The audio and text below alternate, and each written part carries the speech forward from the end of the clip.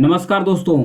लगभग 4 महीने में करीब 15 लाख किलोमीटर की यात्रा करके भारत का जो सौर मिशन है आदित्य एल1 शनिवार को अपनी निर्धारित कक्षा यानी जो लैग्रेंज पॉइंट है वहां पर पहुंच चुका है, सफलतापूर्वक पहुंच चुका है। तो आइए जानते हैं कि जो लैग्रेंज पॉइंट है वहां पर क्यों भेजा गया है, वहां पर जाने का इसका बेनिफिट्स क्या है और जो इसरो प्रमुख यानी जो यश सोमनाथ हैं इनके द्वारा यह भी बताया गया कि भारत का अगला कौन सा मिशन होगा जो सौरमंडल के किस ग्रह पर जाएगा। तो बने रहिए वीडियो के लास्ट तक। तो आइए जानते हैं डिटेल से इसके बारे में। भारत के जो प्रधानमंत्री हैं, प्राइम मिनिस्टर ऑफ इंडिया, उनके द्वारा और अन्य हस्तियों के द्वारा भी बधाई दी गई है इसरो को। जो भारत का पहला सोलर मिशन यानी आदित्य एल1 है सफलतापूर्वक अपनी कक्षा में लैग्रेंज पॉइंट पर पहुंच गया है।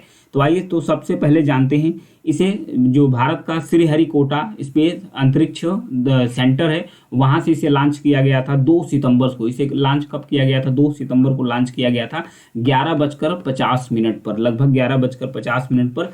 इसकी दूरी पृथ्वी से कितनी है? 15 लाख किलोमीटर। कितनी है? 15 लाख किलोमीटर इसकी दूरी है। ये दूरी को तय करने के बाद लैग्रेंज पॉइंट यानी कि लैग्रेंज पॉइंट एल1 पर पहुंच गया है। तो आइए जानते हैं कि जो लैग्रेंज पॉइंट है यहाँ पर जाने का इसका बेनिफिट्स क्या है और इसके बाद लैग्रेंज पॉइंट का नाम लैग्रेंज पॉइंट क्यों पड़ा। तो आइए देखते हैं। लैग्रेंज पॉइंट अंतरिक्ष में एक ऐसी जगह है, यहाँ पर देखिए, जिसका नाम है एल1। कई बिंदु हैं यहाँ पर, L1, L2, L5 करके हैं। तो L1 जहाँ पर अभी सौर मिशन गया है आदित्य एल1 भारत का, वही L1 पॉइंट्स है। ये अंतरिक्ष में एक ऐसी जगह है जहां सूर्य और पृथ्वी के बीच में जो गुरुत्वाकर्षण होता है, जो ग्रेविटेशनल फोर्स होता है, गुरुत्वाकर्षण होता है, एकदम संतुलित होता है। मतलब कोई भी सैटेलाइट्स अगर इस पॉइंट्स पर यानी लैग्रेंज पॉइंट पर रख दी जाती है तो न तो सैटेलाइट्स इधर जाती है न तो इधर, मतलब उसका खिंचाव नहीं रहता, इधर उधर कहीं नहीं जाता है। ये एकदम बिल्कुल संतुलित अवस्था में रहती है। यहीं से सौर्य को यानी कि सूर्य को ऑब्जर्व कर सकती है। सूर्य एक स्टार है जो पृथ्वी के सबसे नज़दीक है यानी तारा है। यहाँ एक किस्म का न्यूट्रल पॉइंट विकसित हो जाता है जहाँ अंतरिक्ष यान का जो ईंधन है ये भी सबसे कम कंज्यूम होता है। यानी कि जब यहाँ न्यूट्रल पॉइंट है, संतुलित अवस्था में रहता है सैटेलाइट, तो जो ईंधन होता है, फ्यूल्स होता है, उसका कंज्यूम यानी कि उसका उपभोग भी वहाँ पर कम हो जाता है। यह दूरी पृथ्वी और चंद्रमा के बीच की दूरी की लगभग 4 गुना है। ये जो दूरी है पृथ्वी और चंद्रमा के बीच की जो दूरी है उसकी 4 टाइम्स यानी कि 4 गुना है। लेकिन पृथ्वी और सूर्य के बीच की दूरी का केवल 1% ही है, केवल 1% है। लगभग पृथ्वी से सूर्य की दूरी कितनी है? 15.1 करोड़ किलोमीटर है। पृथ्वी और सूर्य के बीच की दूरी इतना है और इसके अपेक्षा केवल 1% दूरी ही है लैग्रेंज पॉइंट की। वहीं चंद्रमा और पृथ्वी के बीच की दूरी की 4 टाइम्स यानी 4 गुना दूरी है। इस जगह का नाम फ्रांसीसी गणितज्ञ हैं जोसेफ लुइस लैग्रेंज। इस जगह का नाम किसके द्वारा दिया गया है?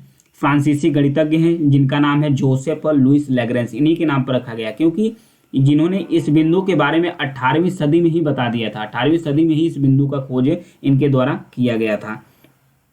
जो इसरो के प्रमुख हैं एस सोमनाथ, इनके द्वारा बताया गया कि एक बार यह मिशन जब L1 बिंदु पर पहुंच जाएगा तो यह इस बिंदु के चारों तरफ घूमेगा। इस बिंदु के चारों तरफ ये मूव करना शुरू कर देगा। यहाँ पर देखिए, यहाँ पर जब से L1 पॉइंट पर जो पहुंचेगा तो इसी पॉइंट्स पर ही ये चारों तरफ घूमेगा और जो सूर्य है उसको ऑब्जर्व करेगा अंतरिक्ष में। मतलब कि सूर्य को ऑब्जर्व करेगा कि सूर्य के जो कोरोना है उसका फोटोस्फीयर है उसमें कौन सी गतिविधियां चल रही है। यह अंतरिक्ष में स्थापित भारत की पहली वेधशाला होगा।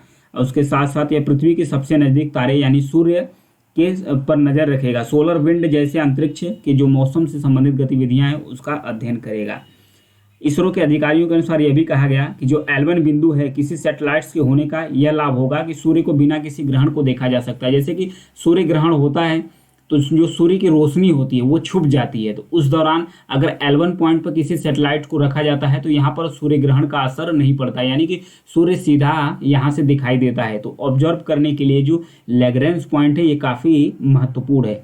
यह सैटेलाइट सूर्य के सबसे बाहरी सतह यानी कि सूर्य का जो सबसे बाहरी सतह है यानी फोटोस्फीयर्स है और उसके बाद जो क्रोमोस्फीयर्स है इसका अध्ययन करेगा। यह इलेक्ट्रोमैग्नेटिक और पार्टिकल फील्ड डिटेक्टरों के माध्यम से ऊर्जा और अंतरिक्ष की जो हलचल होती है उसके बारे में भी नज़र रखेगा, उसका भी विस्तृत अध्ययन करेगा। वैसे सूर्य का अध्ययन करने वाला यह पहला मिशन नहीं है, ये कोई पहला मिशन नहीं है। इससे पहले अमेरिका की जो नासा है वो भी भेज चुकी है। रूस और यूरोप की जो स्पेस एजेंसी है वो भी सोलर मिशन भेज चुके हैं, यानी कि यह पहला नहीं है।